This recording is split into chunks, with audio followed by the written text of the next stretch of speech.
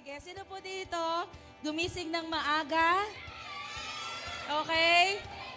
Excited na ma-meet si Lord sa kanyang tahanan?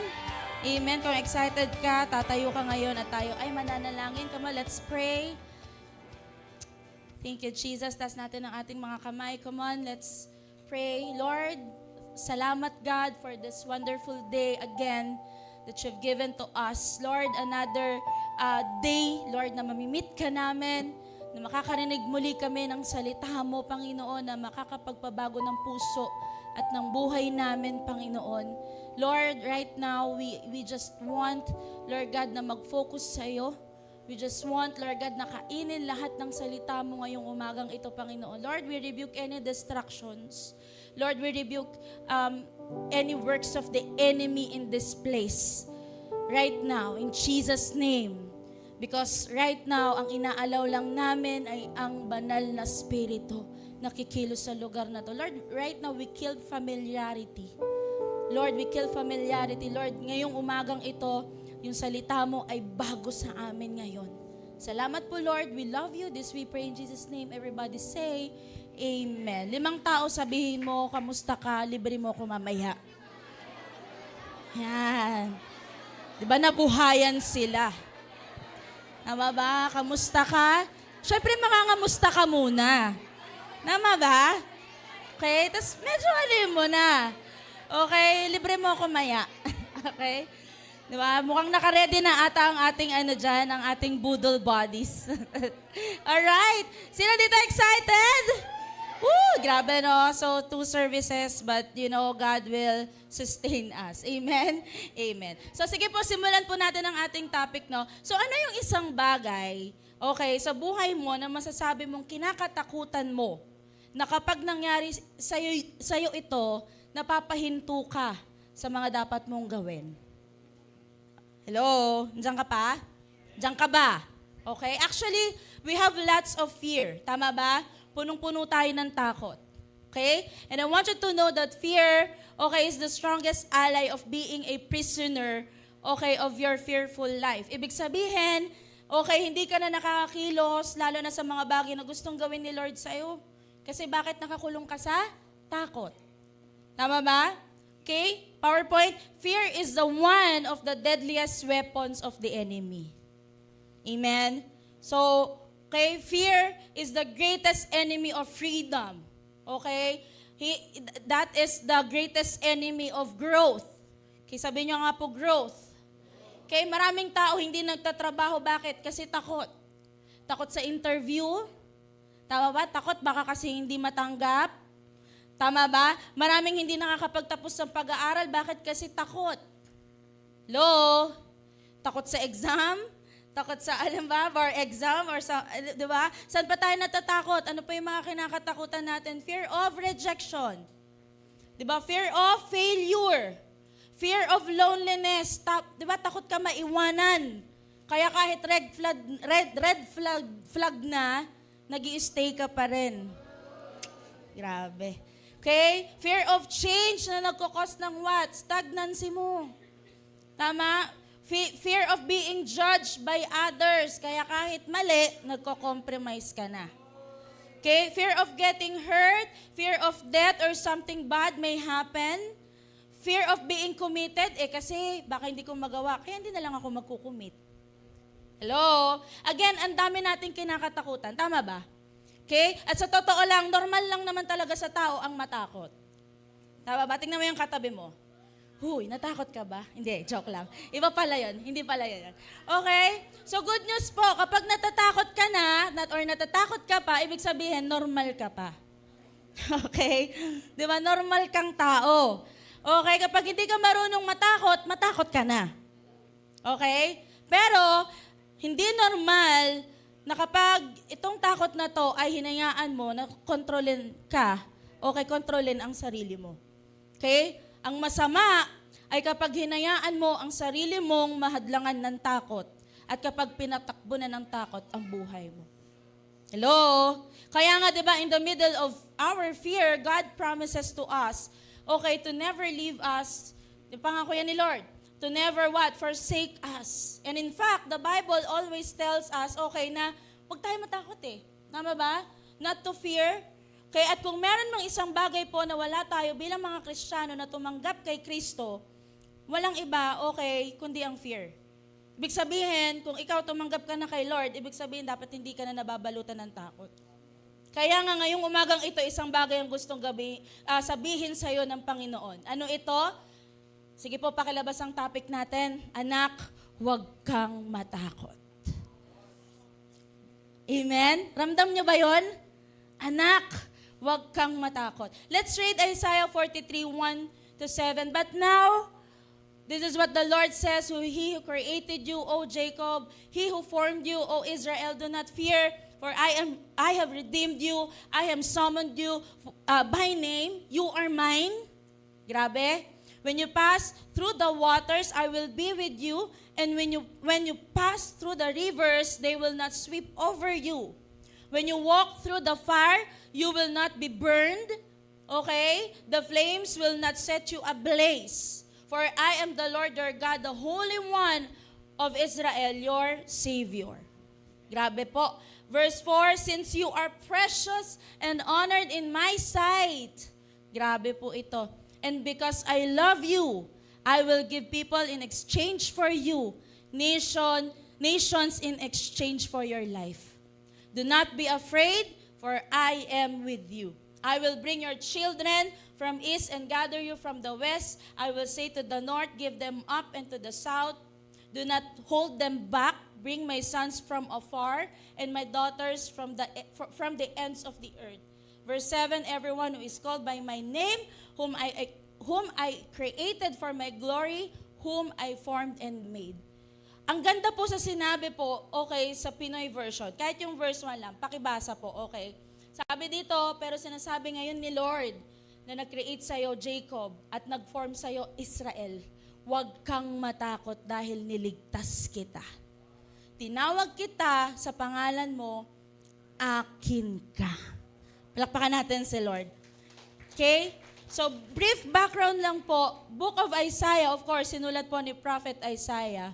Okay? This book is filled with serious accounts, okay, of Israel's sins, rebellion, and warnings of their coming judgment.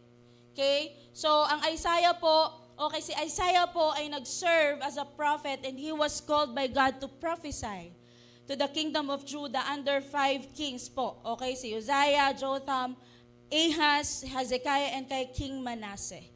So, anong ginawa niya? He prophesied, ginamit siya ni Lord sa isang bansa na sumobra ang pagkabingi, okay, pagre-rebelde at pagiging matigas ang ulo sa Diyos. Okay, and yet, sa kabila ng katigasan po ng ulo, sa kabila ng pagre-rebelde, pagiging pasaway po ng buong bansa, kay bansang Juda, paulit-ulit pa rin ang invitation ng Lord na manumbalik sa Kanya. Hello? Kaya ibig sabihin, paulit-ulit pa rin, pinaparamdam ng Diyos ang Kanyang pagmamahal sa bansang tinawag niya. Hello? And in this book, we may see that God is holy. Sabihin niyo nga po, holy. And therefore, He cannot allow sin to go unpunished. Ibig sabihin, mapagmahal ang Diyos natin. Tama ba? Pero hindi siya nag-tolerate ng kasalanan. Hello? Pero alam mo kung ano yung nakaka-amaze kay God?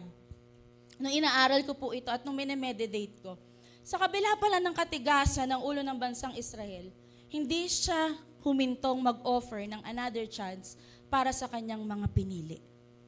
Hello?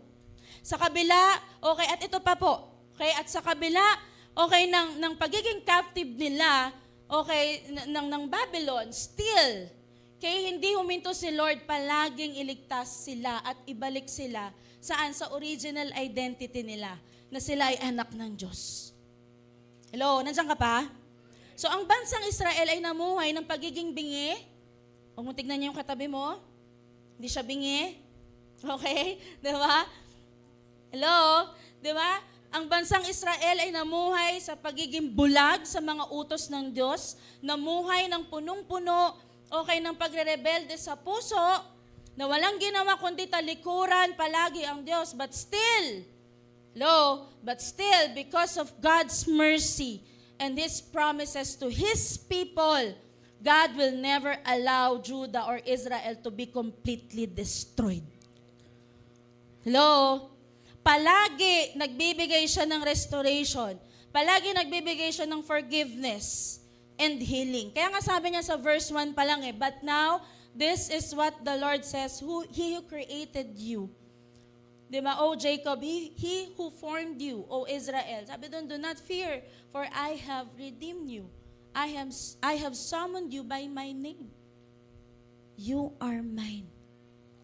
Lo, okay, God used Isaiah to bring the message, okay, of steadfast love, protection, comfort, and assurance to the people of Isaiah. Okay, now what?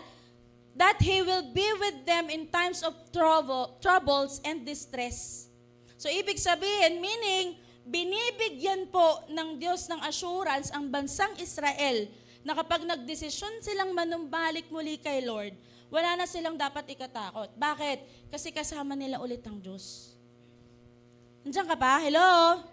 Alam mo, pwedeng may mga instances sa buhay mo nagiging dahilan bakit napapalayo ka sa Diyos. But I wanna tell you, hindi pa huli ang lahat. Amen? Pwedeng may mga pagkakataon ngayon na nababalutan ka ng takot. Diba? Paano magsimula ulit? Tama ba? Takot na ba kapag nagsimula ka ulit, mag-fail ka ulit? Takot na baka ma-disappoint mo si Lord?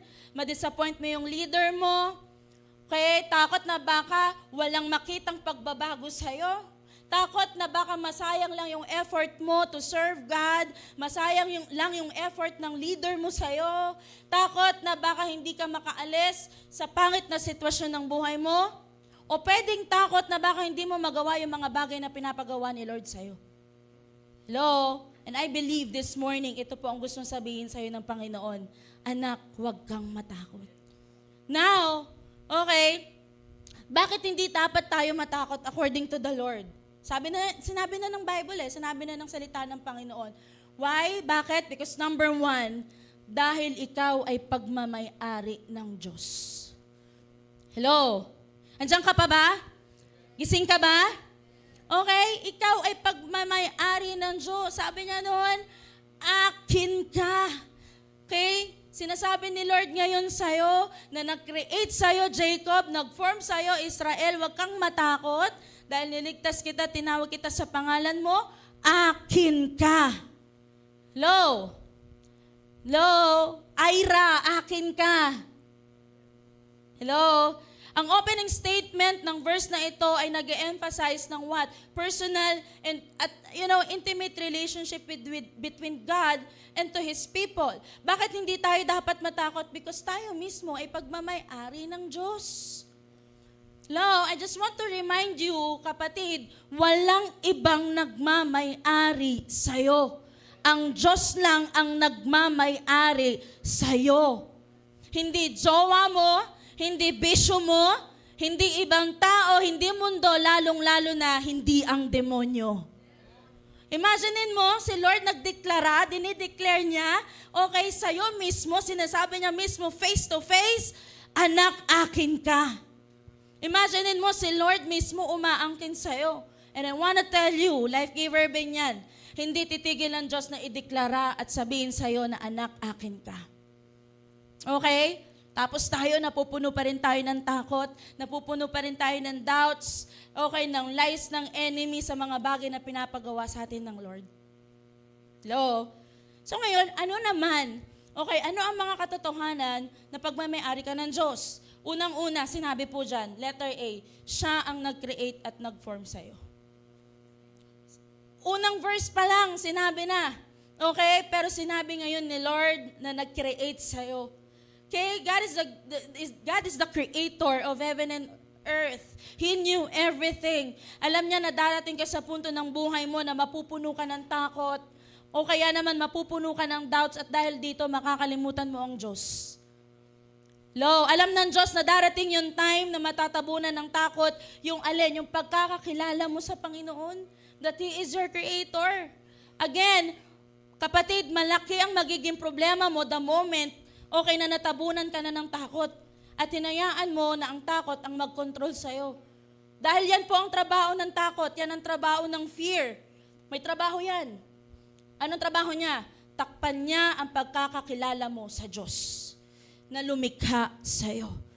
Kaya hindi magsasawa si Lord na lagi kang i-remind, diba, anak, ako ang nag-create sa'yo. Ako ang nag-form sa'yo. Amen? Pangalawa, siya ang nagligtas sa'yo. Okay, pangalawang katotohanan na pag may-ari ka ng Diyos, siya ang nagligtas sa'yo. Sabi niya doon, verse 1, Pinoy version po ang gamit ko, huwag kang matakot dahil niligtas kita. Diba? He is our creator. Alam natin lahat yan. At hindi lang yon, He is our Redeemer. Amen? Hello? Nandiyan ka pa? Okay, redeem in Greek word, okay, means lutroo. Sabi mo nga lutroo. Okay, nasa consecration class namin yung kagabi. Lutroo. Medyo may slang-slang siya eh. Okay, hindi ko kaya yon. Okay, ano ibig sabihin yan? Means to set free, to buy back, okay, to ransom. Hello? Meaning, di ba? He is the one who brought the Israelites, okay, out of being a literal exile and being slaves spiritually. So, ang Diyos na nag-redeem, gusto ko sabihin sa inyo, yung Diyos na nag-redeem sa Israel, okay, nung panahon na sila ay naging slave, ay ang Diyos din na nag-redeem at nagligtas sa'yo sa magulo at madilim mong buhay. Niligtas ka ng Diyos sa maling pagkakakilala mo sa sarili mo. Niligtas ka ng Diyos sa paulit-ulit na sitwasyon ng buhay mo. Amen? Niligtas ka ng Diyos sa problemang pinagdadaanan mo. And God wants you to remind that this morning. Ano pa? Letter C, katotohanan na siya ang magmamay-ari sa'yo, siya ang tumawag sa pangalan mo. Sabi niya doon, huwag kang matakot dahil niligtas kita, tinawag kita sa pangalan mo. Amen? Sabi niya, Neptali, akin ka. Joy, akin ka. Kevin, akin ka. Michael, akin ka. Emmanuel, talagang buong buo. Akin ka. Life Giver Santa Rosa, akin ka. Life Giver Binyan Central, akin ka. Muntinlupa, akin ka. Lahat kayo, akin ka. Akin kayong lahat. Sarap. Tama ba? Ang sarap sa pakiramdam sa tuwing tinatawag ang pangalan mo. Okay? Diba? Parang, diba, Seal. Parang, wow. Tapos nickname mo pa, no? Parang sarap naman doon. Okay, lalo na ng mga taong nakakakilala sa'yo. Pero paano kung si Lord naman ang tumatawag sa pangalan mo? What will you feel? Anong reaction mo? Iiyak? Kikiligin? Magtatago? Matatakot? Okay, alam mo ang ganda ng statement na to eh, na talagang ibig sabihin kilalang kilala ka. Ibig sabihin close sa'yo. Tama ba? Ibig sabihin, tinawag tayo sa pangalan natin. It means that God claiming us as His own. Amen? It makes sense that we belong to our God, our Creator. Just like Israel, we are valued and cherished by God. Tingnan mo yung katabi mo. Mahal na gaya, di ba? Cherish yan. I cherish you because you are cherished. Diba? Yan katabi mo, kay Lord yan. Hindi yan dyan sa jowa niya. Hindi yan sa kung kanino man. Okay, hello? Sino dito may natututunan? Sino dito may naiintindihan? Diba? Grabe yung truths na binigay sa atin ng Lord ng pagmamay-ari tayo ng Panginoon. Doon pa lang, busog ka na. Let's pray. De, joke lang. Okay, ano pa? Kasi tinimeran na po ako eh. Sorry na. Number 2. Ayan number 2 na. Okay? So bakit hindi tayo matakot according to God dahil ikaw ay sasamahan ng Diyos? Sabi doon, Isaiah 43, 2-3, when you pass through the waters, I will be with you. And when you pass through the rivers, they will not sweep over you. When you walk through the fire, you will not be burned. The flames will not set you ablaze. For I am the Lord your God, the Holy One of Israel, your Savior. Pangalawang bagay, bakit hindi tayo dapat matakot? Dahil kasama natin ang Diyos. It shows God protection and presence. Ibig sabihin pala, despite of adversities ng Israel, nag-promise si Lord na sasamahan sila ng Lord. Hello? Hindi kayo masaya? Amen? Diba? Ibig sabihin, sinisigurado ng Diyos na sila ay hindi pa babayaan ng Diyos. And this is very powerful message of hope and courage and actually assurance ng Diyos sa bansang Israel na hindi sila mag-isa sa struggle na pagdadaanan nila. Hello? And same thing with us. Ibig sabihin, okay, passing through the waters, okay, and ito sobrang napaka-amazing nito. Di ba? Passing through the waters and rivers can be described here as your challenges, your trials, your sufferings, or even the things that God wants you to do in the ministry, God's vision, and even your calling. Hello? Ibig sabihin, sa lahat ng bagay na sinabi ko, sabi ng Panginoon, Nak, huwag kang matakot kasi kasama mo ko. Napipigilan ka ba ng takot sa mga bagay na pinapagawa sa iyo ni Lord kasi nalalakihan ka? Hello? Do you have any struggles, trials, sufferings right now na nagiging dahilan bakit parang hindi ka makakilos? Do you have any dealings with the Lord right now? Okay, kaya bakit parang pakiramdam mo, stagnant ka ngayon sa growth mo? Stagnant ka ngayon sa ministry mo? Di ba? Ano bang klaseng takot ang meron ka ngayon? Hindi na natin iisa-isahin. Hindi ko na kayo i-interviewin kasi maubusan ako ng oras. Okay, pero alam mo anong pangako ni Lord? Sabi niya, Anak, I will be with you because I am your God. I am your Savior. Ibig sabihin, na kahit gaano pala kalaki, kahit gaano pala katindi ang suffering at struggles mo ngayon, God is with you. And when God is with us, He is for us, who can be against us? Sabi ng Bible, Romans 8:31, what then shall we say in response to these things? If God is for us, who can be against us? So trials are inevitable. Ibig sabihin, hindi siya maiiwasan. Pero, makakasiguro ka na ikaw ay sasamahan ng Diyos sa lahat ng pagsubok na pwede mong pagdaanan. Amen? PowerPoint please. You know, God promised to you that even in your biggest and hardest circumstances, He will be with you. May mabigat ka bang pinagdadaanan ngayon? Diba? Sino dito may mabigat na pinagdadaanan? Feeling mo wala ng solusyon? Sabi ng Lord, Nak, kasama mo ko. Nak, sasamahan kita. Amen? Meshach, Shadrach, and Abednego na experience ang pagpasok, okay, or pinasok sila sa malaking pugon dahil sa kanilang paniniwala sa Diyos. Tanong, iniwan ba sila ng Diyos? No. Bakit? In fact, 4 silang lumabas sa naglalagablab na apoy galing sa pugon. Hello? Diyan ka pa? Pakiyugyug yung katabi? Gising ka pa ba? Si Job, naranasan ng matinding suffering, nagkaroon ng sakit, nawalan ng mga anak, sabayan pa ng asawa na talagang nag-uudyok sa kanya na isumpa na ang Diyos, iniwan ba siya at pinabayaan ba siya ng Diyos? Hindi. Si Gideon, na-experience ang pagkapanalo sa matinding laban. Well, in fact, I want you to know, ang clan niya, ang pinakamahinang clan. Okay? Sa clan ng Manase. Tapos siya ang pinakamababa sa kanyang pamilya. Tapos, sa labanan, between 300 soldiers, okay, laban sa 120 to 130,000 of Midianites. Tanong ko sa'yo, iniwan ba siya ni Lord? Hello? Si King David, sa panahon na may laban, lalong-lalo na sa panahon nung hinarap niya si Goliath, iniwan ba siya ni Lord? Apostle Paul, tinawag ni Lord mag-share ng gospel sa iba't ibang bansa. Kahit na ang kapalit nito, makulong siya, mahirapan siya, makapag-evangelize lang, ang tanong, iniwan ba siya ng Diyos?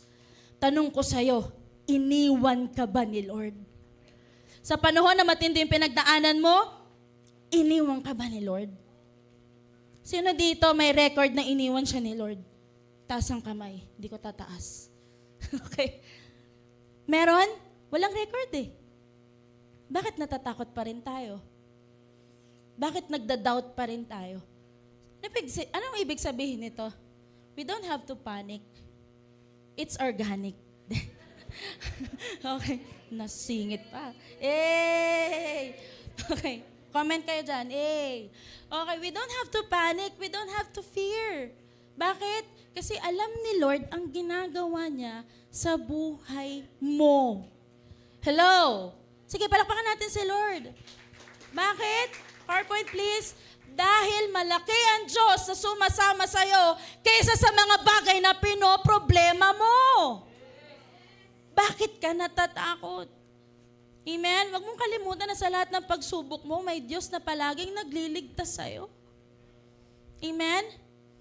Hello? Are you there? Are you here?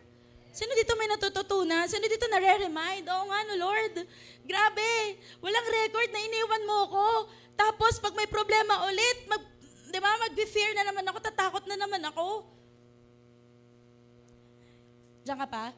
Pangatlo, and the last. Amen. Huminga na ng malalim yung direct natin. Ay, thank you, Lord. Pangatlo, dahil ikaw ay mahalaga para sa Diyos. Bakit hindi natin kailangan dapat matakot? Sabi ni Lord, ikaw mismo, mahalaga ka para sa Diyos. Isaiah 43 verse 4, since you are precious and honored in my sight, and because I love you, I will give people in exchange for you, nations in exchange for your life. Pinoy version, ang ganda po, dahil sa aking mga mata, ikaw ay mahalaga. Proud ako sa iyo at mahal kita. Pagpapalit ko ang ibang tao para sa iyo, ang ibang bansa kapalit ng buhay mo. This is one of the greatest promises of God to Israel. Bakit? Kasi despite po sa pagiging rebelde nila at pagiging matigas ang ulo nila, precious pa rin sila sa mata ng Diyos. Posible pala yun? Ibig sabihin, mahalaga pa rin sila sa mata ng Diyos. Proud pa rin si Lord. Mahal pa rin sila ng Diyos. And in this passage, God here describes, His wonderful work of redemption to Israelites. Imagine niyo po, gaano ka pinapahalagahan ng Diyos? Balik tayo dun sa unang slide. Hindi niyo napansin yung word na mahalaga. Binilugan na ng media natin. Hindi niyo napansin yung word na mahalaga. What did you notice? Nandyan na. May exam ako mamaya. Okay? What did you notice? Mahal. Ibig sabihin, lumalabas na nakapaloob sa salitang mahalaga yung salitang mahal. Ibig sabihin, hindi ka lang basta mahalaga, pero ang Diyos ay mahal kang talaga. Paano niya pinakita at pinaramdam sa atin na sobrang mahalaga tayo sa mga mata niya? To the point, take note of this, to the point God is willing to exchange someone for our salvation. John 3:16, for God so loved the world, that He gave His one and only Son, that whoever believes in Him shall not perish but have eternal life. Hello? Sino dito naiintindihan po ako? Kaya alam mo, there's no reason to be fear-driven. Why? Because of the identity that He has given to you. You are valuable. You are precious. You are loved. Paano pinapakita ni Lord na mahalaga ka sa mata niya? Matthew 6:26. Look at the birds at the air. They do not sow or reap or store away in barns, and yet your heavenly Father feeds them. Are you not much more valuable than they? Kung itong mga bagay daw na ito ay wala namang buhay, tama ba? Hello? Ay inaalagaan ng Diyos, what more pa kaya na ikaw na may hininga ka? What more pa kaya na ikaw, may buhay ka na nilikha niya? Ibig sabihin, higit sa pagmamahal niya ay, ibig sabihin, higit sa pagmamahal niya sa ibang bagay ang pagmamahal niya sa iyo. Tapos nagrereklamo tayo, nagtatampo tayo pag nararamdaman natin, hindi naman ako love. Hindi man ako mahal. Nagraran pa tayo sa Facebook, walang nagmamahal sa akin. Hello? Nag-isolate ka kasi feeling mo you are not loved, hindi ka mahalaga. Come on! Hello? Come on! Sabi mo sa katabi mo, come on! Bakit? Kasi ang tatay mo sa langit ay sapat na para maramdaman mong mahalaga ka at mahal ka. Palakpakan natin si Lord. Kapatid, wala nang dahilan para matakot ma-reject. Wala nang dahilan para matakot mawalan. Matakot mapag-isa o matakot na mapag-iwanan. Bakit? Kasi may isang Diyos na nagsasabi sa'yo, Nak, higit sa mga tao, higit sa ibang tao, higit sa mga bagay na inaasahan mo, andito ako na Diyos mo na nagmamahal at nagpapahalaga sa'yo. Amen? Sino dito na nararamdaman niya ang love ni Lord? Okay, hello? Sabi ni Rev Helen, sa consecration class namin kahapon, okay, hindi na lang ako mag-i-spoil, pero yung pinaka-tumatak po sa akin na salita niya, sabi niya, actually minaydi ko naman yun. Sabi niya, dapat maramdaman mo, makita mo yung bigness ng love ni Lord sa'yo. That you are saved, you are being what purchased, binili ka, niredeem ka. Dapat maintindihan mo na mahal ka, higit sa ibang tao, mas mahal ka ni Lord.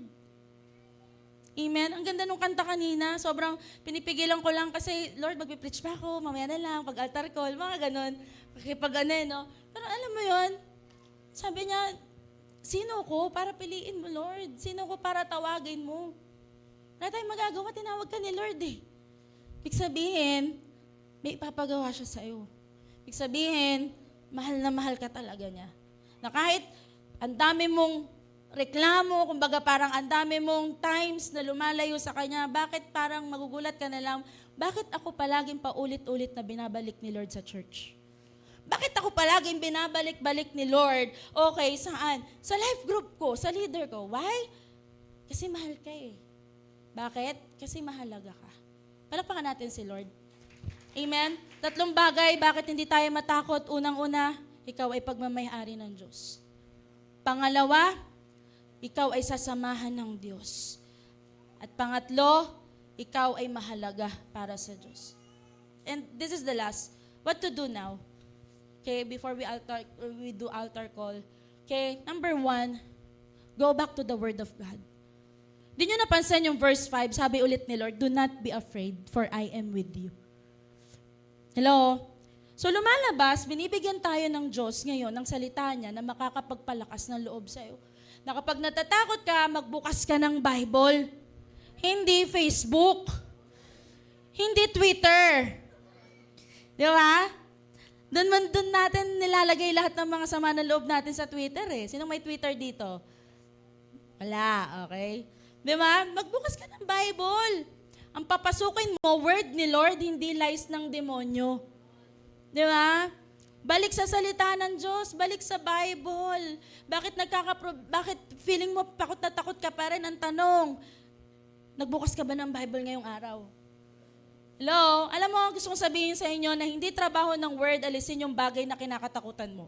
Pero ang trabaho ng word ni Lord ay alisin ang takot mo sa mga bagay na kinakatakutan mo. Hindi trabaho ng ang trabaho ng word ni Lord ay ipakita sa iyo na yung mga bagay na kinakatakutan mo ay hindi naman dapat talagang katakutan. Kundi ini-encourage ka na kaya mo yan. Na kaya mong talunin yung mga bagay na kinakatakutan mo. Hello? Di ba? Tama ba?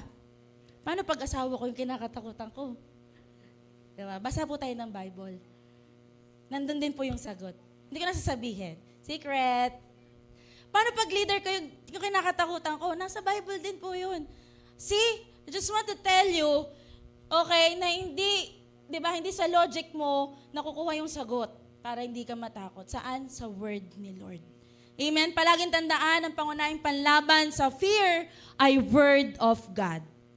Dahil anak ka ng Diyos, hawak-hawak mo ang salita ng Diyos, may babalikan ka palagi ng mga pangako ng Panginoon. Amen? Pangalawa, always remember your God-given identity. Sa the moment na may takot ka, the moment na nakakaramdam ka ulit, balik. Okay, always remember. Di ba yung identity na binigay sa'yo ng Panginoon? Ano nga yun? Sinabi ko kanina, kaya ikaw ay pagmamay-ari ng Diyos. Bakit? Di ba? Kasi siyang nag-create at nag-form sa'yo. Siya ang nagligtas sa'yo at siya ang tumawag sa pangalan mo. That's your identity. Palagi balik ka sa identity ng Diyos na binigay sa'yo. Panghawakan mo. Alam mo kung bakit? Kasi matindi at matibay na foundation ng purpose mo ang identity na binigay sa'yo ng Diyos. Na kahit maraming pwedeng maging dahilan ang demonyo, pahintuin ka, di ba? Hindi ka hihinto eh. Kasi alam mo at kilala mo kung sino ang lumikha sa'yo. Kaya kahit sandamakmak na pagsubok, di ba, sandamakmak na bigat ng problema ang ibato sa'yo ng demonyo, you will never be afraid. Bakit? Kasi alam mong malaki ang Diyos na gumawa at nagpapahalaga sa'yo. Amen? And last, number 3, I'm done. Starting today, do not let your fear drives your life. Di ba? You know, God has a great purpose, di ba, in your life. Pero kapag hinayaan mo yung takot na mag-drive sa buhay mo, pipigilan niya kung ano yung ginagawa ni Lord sa buhay mo. Tama ba? Na-experience niyo po ba ito? Amen? Dahil sa fear, okay, feeling mo, hindi mo na kaya yung mga bagay na pinapagawa ng Diyos sa'yo. Lahat ng gagawin mo, masasayang lang. And that's the lie of the enemy. Okay? Pinag-o-open ka ng malaking life group sa family mo, hindi mo masimulan. Bakit? Kasi takot ka. Hindi mo masyaran yung kaisa-isa mong best friend na dapat nadadala mo na sa church, nadadala mo na sa life group, nakatanggap na kay Lord, pero dahil takot ka, hindi mo masyaran. Hello? Andiyan ka pa? Okay? May mga vision na binibigay sa'yo, ang Panginoon na sobrang laki, in your business, in your company, hindi mo masimulan. Bakit? Kasi takot ka eh. Simulan mo na hindi dapat fear yung nagdadrive sa'yo. Gusto kong sabihin sa'yo, malaki magagawa mo. Hello? Nandiyan ka pa? Kaya nga kung meron mang dapat na nagdadrive sa buhay mo, hindi ikaw, hindi takot, hindi kung ano man, walang iba kundi ang Diyos na nagligtas sa'yo. Si Lord lang. Wala nang iba. Can we stand up? Tayo-tayong lahat. And I want to minister to all of you right now. And God, you know what? Sabi niya, Nak, huwag kang matakot. Ang gandang statement po na sinasabi ng Panginoon sa atin ngayon, Anak, do not be afraid, for I am with you. Huwag kang matakot kasi nandito ako. You know, the book of Isaiah is addressed to the people of Judah that is captured by Babylon. At despite po sa pagiging rebellious nila sa Diyos at pagiging matigas ang ulo ng mga ito, hindi lang po yun. Sila po ay wasak. Sila po ay durog na durog. Sila ay naging alipin. Hirap na hirap ang buhay. Wasak. But you know what? Here comes God. Nagdi-declare muli ng pangako para sa kanila. Nak, huwag ka matakot. Kasi kasama mo ko. Despite of what happened to their lives, kahit na ito ay paulit-ulit, hindi po nagsasawa ang Diyos na i-rescue sila. Hindi po nagsasawa ang Diyos na iligtas sila at baguhin ang sitwasyon nila. Imagine that. Matigas ang ulo, rebelde, babalik kay Lord, okay ulit. Tapos, rebelde ulit, sakit ulit ng ulo kay Lord, gagawa ulit ng kasalanan, pero dahil mahal sila ni Lord, pinili sila, nakbalik ka ulit, babalik sila, decision ulit. Tapos, okay na ulit. Bless ulit, nakakaranas ulit ng kasaganahan, etc. Babalik ulit. Paulit-ulit. But you know, God restored them. God gave them new life and gave them new opportunity. You know what? Ang bansang Israel ay kinausap ng Diyos sa pamamagitan po ni Prophet Isaiah.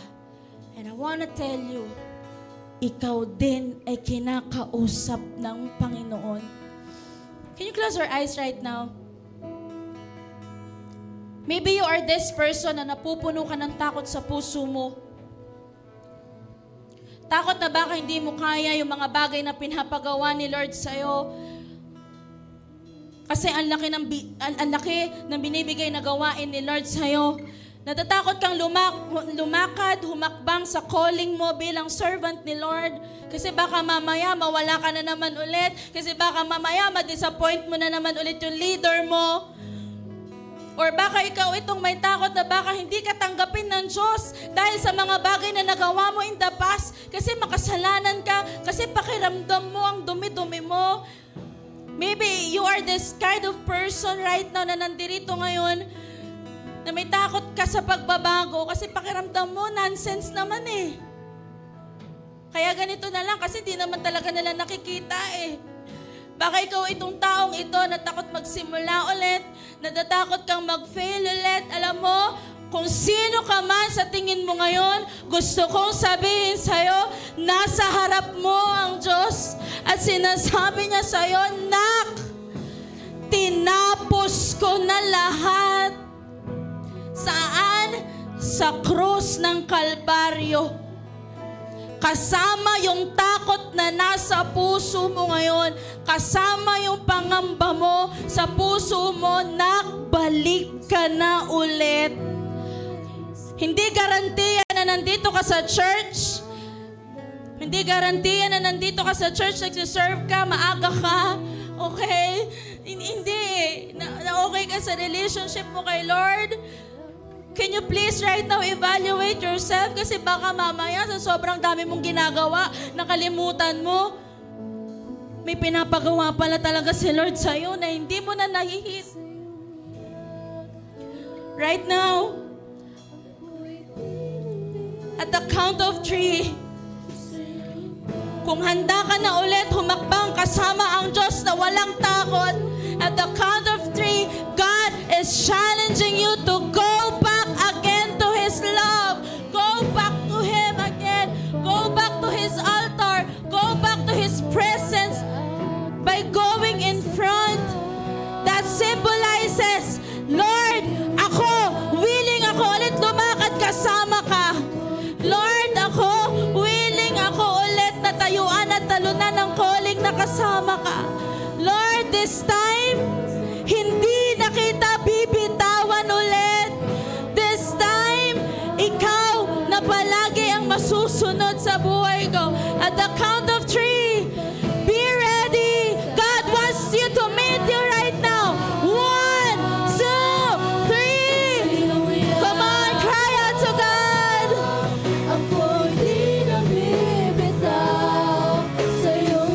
Meditate the word. God is saving you again. Jesus saves. At dito si Lord. Pag-ibig mo sa akin ay sapat. Sa iyong yakap, Lahat kayo niyayakap ng Diyos. nabibitaw. Come on, God is talking to you. God is talking to you, Nak. Balik na. Balik sa presensya ko. Kahit di man ako tapat, pag-ibig mo sa akin ay sapat. Sa iyong yakap, ako'y di nabibitaw. Sa iyong tawag, laman ang puso ko na ikaw. Ginawa mo ang lahat kahit di man ako tapat. Pag-ibig mo sa akin ay sapat. Alam mo, ang dami mong pinapapasok sa puso mo. Ang dami mong pinapapasok sa buhay mo. Ang daming takot dyan sa puso mo. Ang daming takot dyan sa buhay mo na nagiging dahilan bakit hindi ka makamove forward. Bakit may mga bagay na dapat may ginagawa na si Lord sa'yo, pero bakit walang ginagawa? Hindi mo nararanasan. Bakit? Ang laki ng bloke ng takot sa puso mo. And God is impressing me. Today, may binabasag na takot si Lord sa'yo. I don't know what it is. Pwedeng may calling na binibigay sa'yo si Lord. Calling to become a great servant. Calling to finance. I don't know kung ano yan. But this time, gusto ng Lord na balik ka sa akin. Balik ka sa salita ko. Balik ka sa pangako ko. Balik ka sa identity na binigay ko sa'yo. Balik ka. Lilingkuran, Huwag ka nang matakot, anak. iwan. Anak ko. Ako Akin ka. You are mine. And I am yours. tunay, ika'y walang kapantay. Come on. God is not yet done. Ako'y God is not yet done. tapos mong lahat, ika'y paglilingkuran. Di mo ako iniwan kahit ako ay hindi karapat-dapat. Pag-ibig mo ay tunay, ika'y walang kapantay. Salamat, O Jesus, tinapos mong lahat sa iyong yakap. Come on, ito ang pangako ng Panginoon sa'yo. Bibitaw sa iyong tawag. Laman ang puso ko, ikaw. Ginawa mo ang lahat kahit di man ako tapat. Pag-ibig mo sa akin ay Come on, for the last time. Come on, God is talking. sa iyong yakap. Ako'y di nabibitaw sa iyong tawag. Laman ang puso ko, ikaw. Ginawa mo ang lahat kahit di man ako tapat. Pag-ibig mo sa akin ay sapat. Lord, salamat sa pag-ibig na walang hanggan. Thank you, God. Kasi willing kang i-sacrifice yung kaisa-isa mong anak para sa amin. Para sabihin lang sa amin, anak, huwag kang matakot kasi kasama mo ko. Lord, salamat po. Lord, we are accepting the invitation to return to you and come back to you, O God. Babalik kami palagi sa pangako mo, sa presensya mo, sa yakap mo. Pero this time, hindi na kami bibitaw sa'yo. Salamat po, Lord. We love you so much. This we pray, God, in Jesus' name. Amen and amen.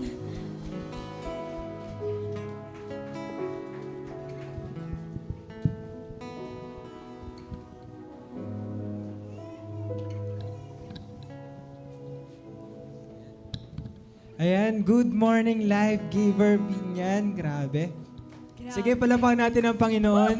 And let's appreciate our Pastor Sil sa pagbaba ng salita ng Panginoon sa atin. Grabe.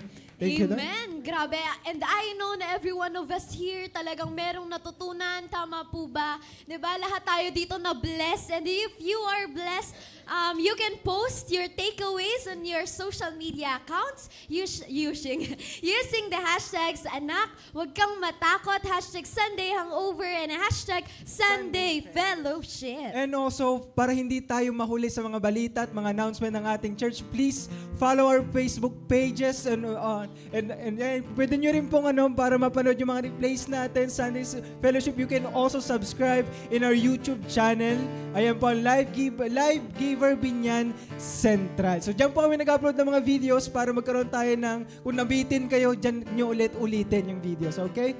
Amen. And syempre, pwede ba tingin tayo sa kanan, tingin tayo sa Ayan. kaliwa?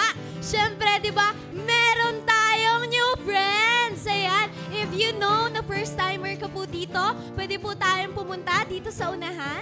Sige po, yung mga Ayan. nag-invite. Ayan. Passes po sila dito sa unahan. Ayan. Minsan lang po to, one time lang. And sa ating new friends online, if you are first timer, you can type NF. Yan, para ma-assist po namin kayo. And sa comment section, may nakapin po dyan na registration link. Please fill the form and you are welcome in our family. Ayan, church. So nakikita yung mga new friends natin. Anong sasabihin? Welcome Ayan, home! welcome home! Ayan, so welcome home po. Ayan, dun po sa ating dulo. Ayan. Ayan, may mga kumakaway. Mangyari po, pumunta na lang po tayo dito. Dito po Sunod tayo kayo sa na? side dadaan. Ayan, thank you so much. So muli, Grabe. so sige church, sabay-sabay tayong tatayo habang tatawagin natin ang ating pastoral for our benediction. Ayan, sino dito na bless? Grabe, nakalimutan ko may second service pala tayo. Okay, so medyo reserve na ng boses. Okay, ayan, di ba? So sige, let's pray. Taas natin ang ating makamay. Lord, salamat po for today. Salamat sa word mo. Lord, hindi namin nahayaan, Lord God, na itong salita mo, Panginoon, ay manakaw muli ng demonyo. Lord, wala na siyang karapatan sa buhay namin at tinatanggalan na namin siya, Lord God, ng karapatan, Panginoon, na bawiin o tanggalin lahat ng mga words, salita mo sa buhay namin, Lord God. Lord, we will apply it, Panginoon. Lord, every time, Lord God, na makakaranas kami ng takot, Lord, babalik lang kami palagi sa iyo. Babalik kami sa pangako mo, Panginoon. Bless this people, Lord God. Come on, sabihin po natin, I receive. May the Lord keep you and make His face shine upon you. May the Lord of the Lord be with you. May the fellowship, the Holy Spirit be upon you. May God bless the works of your hands. God bless your family, your ministry, your studies, your business, and your work. Thank you, Jesus. And Lord, may the Lord use us, Lord God, to advance the gospel and the kingdom of God. In Jesus' name, everybody say, Amen and amen. Thank you, Lord.